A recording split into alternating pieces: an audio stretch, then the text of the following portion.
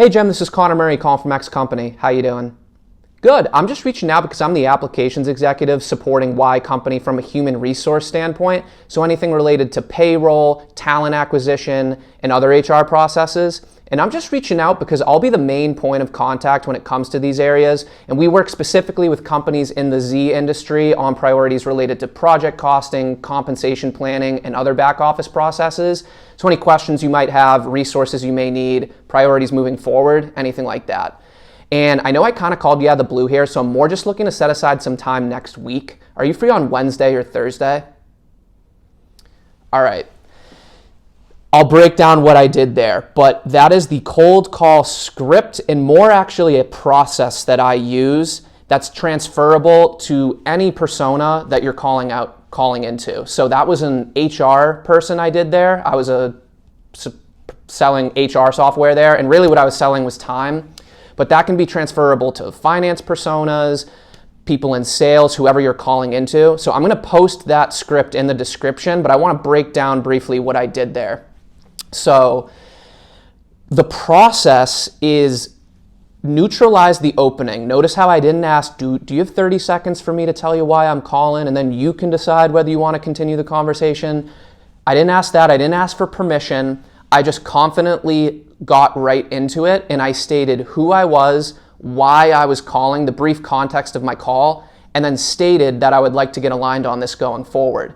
So I call what I just did there a value statement, and it's me essentially hitting them with a blizzard of relevant terms, giving them a brief context of why I'm calling, putting out some value, and then stating that I would like to get aligned on this going forward. Not asking if they're free. I'm not asking if they're interested or if they're possibly free next week.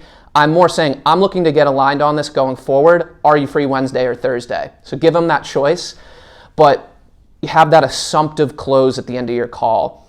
So the reason I do all that, and that might sound like a lot, what I had just said, but they'll listen to every word you say if you confidently and concisely tell them who you are, why you're calling, and what they want, and what you want, because those are the three things they want to know when they pick up the phone. They want to know, who is this person, why are they calling me, and what do they want?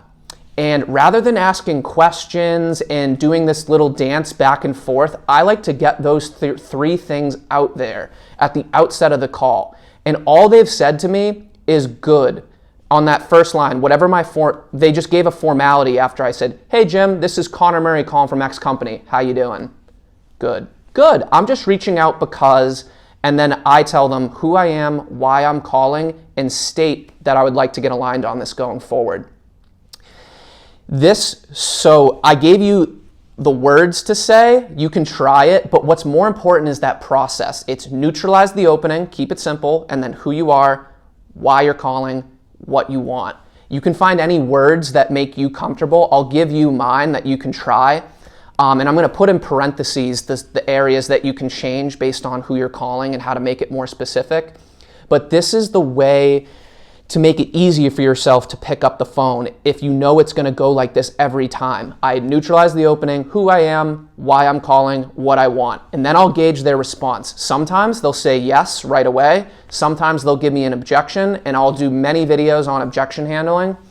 But this is a process that you can follow and get better at within that structure. So hopefully this helps on your cold calls this week, and I'll see you in the next one.